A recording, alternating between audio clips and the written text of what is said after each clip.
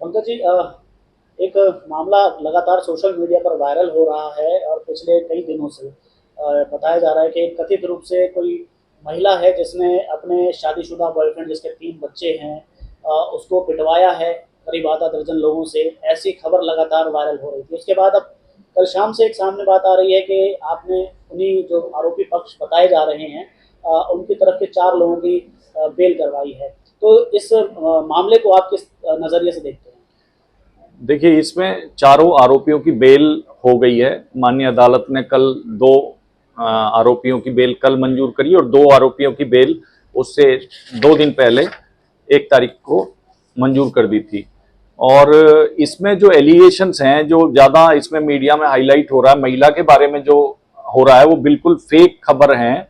क्योंकि ना तो एफआईआर में उसकी कहीं जिक्र है, ना ही उसके ऊपर कोई एलिगेशन है जिस महिला का ये जिक्र कर रहे हैं। और मैं जहां तक समझता हूं, किसी भी महिला की आइडेंटिटी को आप उजागर कर रहे हैं, उनके फोटोज जारी कर रहे हैं, उसके ऊपर गलत एलिगेशन लगाते हुए, ये एक आपराधिक जो है गतिविधि है, जिसके लिए इनके खिलाफ भी जो है ना, जो भी लोग इस चीज को जारी करने में हैं, उनके खिलाफ आपराधिक धाराओं में केस दर्ज हो सकता है। और उसके लिए भी हम, अगर मेरे पास कोई इस तरह की बात आती है तो हम कराएंगे इसमें जरूर। और इसने इस लड़के के खिलाफ 2 या 3 एफआईआर महिलाओं ने करा रखी हैं महिला थानों में, जो छेड़छाड़ से संबंधित या उनके साथ कोई भी असॉल्ट से संबंधित है। ये जो लड़का है, बजरंग दल का नाम लेकर भी लोगों को भयभीत करना चाह रहा है या आसपास के लोगों को डराना चाह रहा है, और ये इन्वेस्टिगेशन को भी प्रभावित करना चाह रहा है मीडिया में बहुत ज्यादा खबरें फैला करके, और अपने आप को बजरंग दल का या किसी अन्य प्रकार के सामाजिक संगठनों का हिस्सा बता के।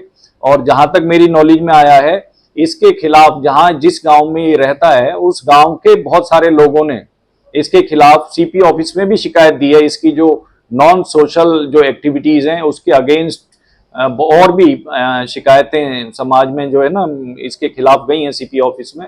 तो मैं नहीं समझता कि इसकी शिकायत ये सही है। इसने झूठी शिकायत इन चारों लोगों के खिलाफ दी। माननीय अदालत ने उन सभी चारों आरोपियों को बेल दे दी है और बाकी चीजें इन्वेस्टिगेशन में साफ हो जाएंगी। पुलिस इसमें इन्वेस्टिगेशन कर रही है। जो भी सामने आता है फिर उस पर करते हैं। अगर हमें जरूरत पड़ती है तो हम इसमें जो भी कानूनी कार्रवाई उसके खिलाफ बनती है वो करेंगे।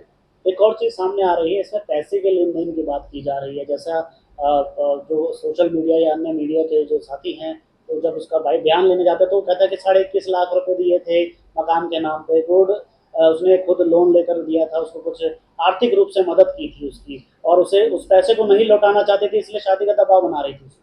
नहीं, जहां तक मेरी जानकारी में अभी बात आई है, ये सारी फेक खबरें हैं। वो लोगों को अपनी तरफ जो अट्रैक्ट करने के लिए, या पता नहीं क्या उसकी मानसिकता है, वो ये सारे झूठे एलिगेशन लगा रहा है। कोई पैसे उसने किसी को नहीं दिए इस तरह के।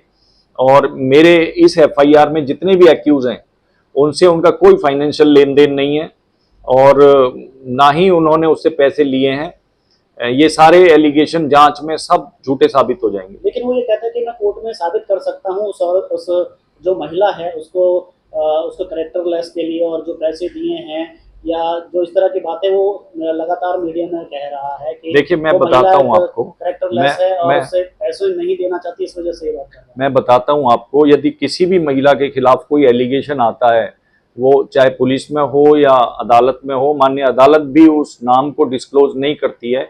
और ऐसा नियम भी है कि किसी भी महिला के बारे में कोई इस तरह की अभद्र टिप्पणी करके या उसके ऊपर कोई भी ऐसा लांछन लगा के आप उसके आइडेंटिटी को अगर डिस्क्लोज करते हैं या जारी करते हैं किसी भी मीडिया के थ्रू, तो आपके खिलाफ कानूनी कार्रवाई हो सकती है।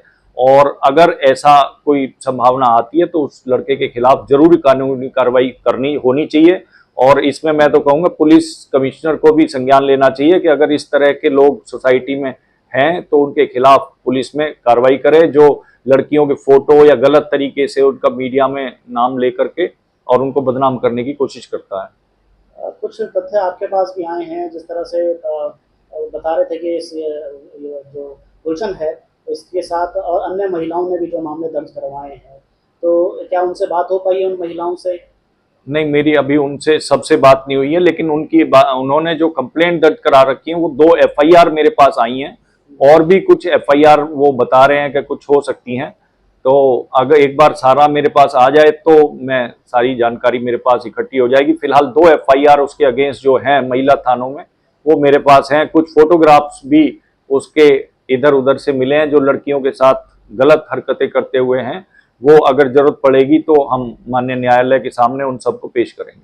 ऑन होल अंत में इस मामले में आपको कितनी सच्चाई लगती है, जैसे वो लगातार मीडिया में आकर कह रहा है? नहीं, वो सारी खबरें जो चला रहा है वो बहुत झूठी खबरें चला रहा है। ये इसकी खुद की जो गतिविधियां हैं मैंने कई उनमें देखा है। अपना इलेक्ट्रॉनिक मीडिया पे बहुत सारे फोटोज उसके जारी हो रखे हैं जिसमें वो तलवार वगैरह लेकर के और कुछ संगठनों का नाम लेकर के ऐसा बता रहा है कि मैं उन संगठनों के तहत वहाँ रहता हूँ, और वो बहुत सारे नॉन सोशल एक्टिविटीज में इन्वॉल्व रहता है। इसलिए उन संगठनों को नाम लेकर के वो कुछ सिंपैथी लेना चाहता है, जो कि बिल्कुल गलत है। तो क्या लगता है, ऐसे कोई तथ्य मिले थे जिनके ऊपर मारपीट के आरोप लगाए गए हैं? कोई सीसीटीवी फुटेज या कोई ऐसा चश्मदीद अब तक सामने आया नहीं, है? मेरे समझ में जो अब तक मेरी जानकारी में आया है कि ये उस लड़की को ब्लैकमेल कर रहा था, और उसको जो है ना कुछ पैसे भी शायद उसके हो सकते हैं इस लड़के के पास वापस, और उनको ना देने की वजह से ये झूठे आरोप वापस उसी की लड़की के ऊपर लगाना चाह रहा है। लेकिन अभी इसके बारे में पूरी जानकारी मेरे पास अगर आएगी तो मैं जरूर आपके साथ शेयर करूंगा। तो क्या उसने कभी कुछ ऐसा आया कि लड़की ने या लड़के के खिलाफ कोई पहला मामला दर्ज करवा रखा हो या कोई कंप्लेंट दे रखी हो, या कुछ ऐसा चीजें सामने आई है? नहीं, एक एफआईआर दर्ज हुई है इसके खिलाफ महिला थाना में, उसकी अभी जांच चल रही है।